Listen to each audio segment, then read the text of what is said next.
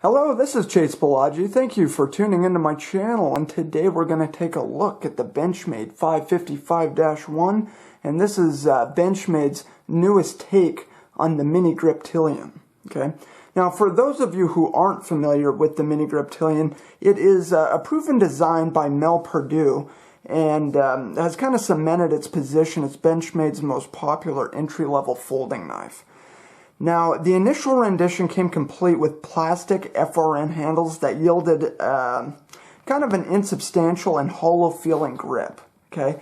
Now, the old knife steel was a 154 cm, which, although is a respectable knife steel, it is one of Benchmade's lower-end offerings. Now, this is actually a knife I have wanted to pick up for quite a while, but I had reservations in purchasing the original due to the materials used. Now, I am happy to report that they addressed what I and many others like myself were thinking, and that is, improving on an already tried and true concept. So what improvements were made?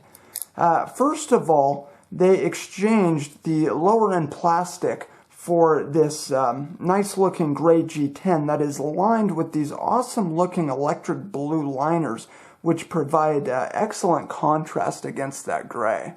I don't know if I can get that to focus. There we go. Okay. So I think that actually looks very nice. But anyway, they've also incorporated an open back design, as you can see, that aids in keeping your handles free of lint and debris, coupled, of course, with the blue anodized standoffs that we have seen in many Benchmade's -1 upgrade models. Okay, another well-thought-out upgrade is the steel choice. Okay, they went from that medium-grade 154 cm to an upper echelon offering of CPM 20 CV. I think it says, yeah, right up there in the top there. Okay. Now, the 154 cm, it actually reminds me an awful lot of VG10. It's a great steel, and I like it because it takes a keen edge and is relatively easy to work with.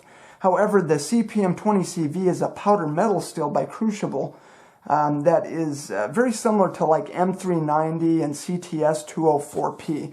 So definitely some higher end steels. Like this one is in 390. I just reviewed this one. The CTS 204P would be found in like Spyderco's Southern. Okay, so definitely a high end steel, and I really like it. As a matter of fact, it is these are some of my preferred steels, definitely. But the advantage of the steel is its ability to hold a razor-sharp edge, about as good as any out there. And also because it is a CPM steel, it's naturally homogeneous, which makes for a very consistent quality control and all but eliminates the inevitable impurities of a more traditional steel. Now, the last thing they integrated was this deep carry pocket clip, okay, which I actually tend to favor. This is oriented in a tip-up formation, as you can see, and can be switched to the other side for those who require or prefer left-hand carry. It is pretty well done. Here's the other side right here. Okay, so that's where the holes are kind of tapped out right there, so you can switch it over there. But like I was saying, it's pretty well done. However, the retention in this particular clip is lacking. Not that the retention is like that bad. It's just it's pretty thick here and could easily slide out of your pocket.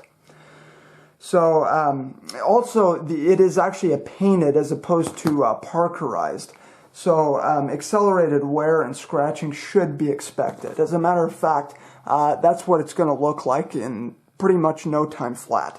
Now, the parkerized clips that Benchmade has on some of them, they just wear super nice. I mean, I've carried this knife many times, and frankly, it looks brand new. So, if this is a deal breaker for you, though, there's a good chance that Benchmade will just go ahead and send you whatever clip you want. So, as far as different options, you can purchase the 555 like this one, which comes complete with a circular thumb hole.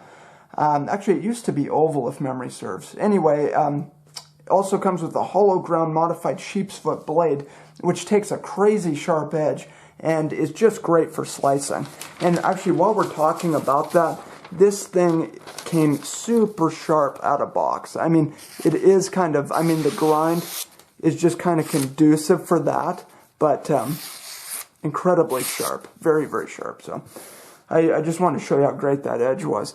The one thing I did notice, can you see that kind of deformation right there? You know, honestly, I don't know if I did that or if that's how it came, frankly, but I did notice that. But anyway, getting back, it can also be had in a 5.56, which is kind of a modified drop point blade with a saber grind and a thumb stud. And lastly, comes in a 5.57, which is the Tanto version of this blade. And as far as I know, this one is not yet offered in the upgraded format. However, the previous two are. Let's go ahead and talk about the action really quick here. Frankly, the action out of box was pretty rough and very gritty. It was just really rough feeling, honestly. The axis lock, it felt the same way. It would even hang up. And when I say hang up, it would hang up to the point that it took serious pressure to disengage the you know, that axis lock there. It just kind of had a really cheap and unrefined feeling to it.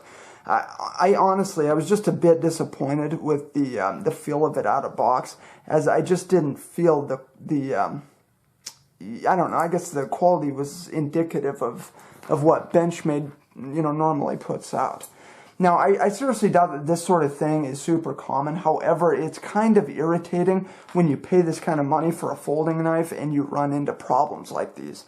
You know, honestly, I think this sort of stuff should be pretty much squared away from the beginning. And like I say, I understand that it can and it does happen with just about any company out there, but I was especially disenchanted as this was my second Benchmade that I found to be subpar. And honestly, I don't think I'm being too hard. I mean, maybe I am, but anyway, you know, yeah, I could have sent it back, you know, sent my brand new knife back to Benchmade and waited another 2 weeks, but that's annoying as well. So I decided to just kind of get in there and take care of it myself. So after my 25-cent trigger job and a couple thousand deployments, I'm very happy with it. It, you know, the action's nice now. It did take some work, but, you know, just like all the rest of the Benchmade. So that's fantastic. Now, although this isn't what I would consider the classiest of knives, you know, and certainly not the classiest knife that I own, it kind of has a sporty class to it. And, you know, I believe it would pair well with just kind of a clean, casual appearance, okay? It's just kind of neat. I really like the look of it. I like what they did here. As a design all the way around, I think they did a fantastic job. I do like G10. I like the gray. I definitely like the blue contrast. I like the blue anodized standoffs that you see in, like I said, the -1 series that, you know, of Benchmades. I like that. It's just all together pretty well done. Now, the one thing that they do have that not a lot of Benchmades have, now this is talking to the original Griptilian too, is a little bit of jimping up here that is actually functional, which surprises me. Most of Benchmade's jimping is pretty much just, you know, aesthetic. It's just not very functional. Other than the action being pretty dismal out of box, everything else was done pretty well. The centering is done pretty well, which I hear is not common for many Griptilians.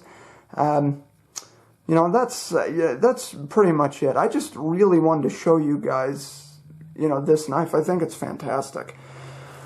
But anyway, just some final thoughts. You know, although I had less than desirable experience, everything worked out, and like I was saying, I'm pretty happy with this knife. The one thing I did want to mention, though, is the thumb hole on this model is a bit tougher to get out than just about any Spyderco. It works okay, but it may take some getting used to. And it's actually much easier to open with your middle finger, just like that, okay? Because you don't need to adjust your grip so drastically. It's not that big a deal. I guess with any thumb hole, you kind of have to adjust your grip. But anyway, I may prefer a thumb stud, but I really wanted that hollow ground sheep's foot blade. But anyway, all in all, I think they hit the nail on the head by incorporating better steel, better handle material, showing contrast, opening up the back, and providing a deep carry option there. Now, I feel that this little knife should sell pretty well for them, all in all, honestly. But anyway, that's it. I just wanted to show you guys that knife. You guys, thank you, as always, for tuning into my channel. If you have any questions, feel free to leave your mark in the comment section. Till next time, this is Chase Palagi, signing off.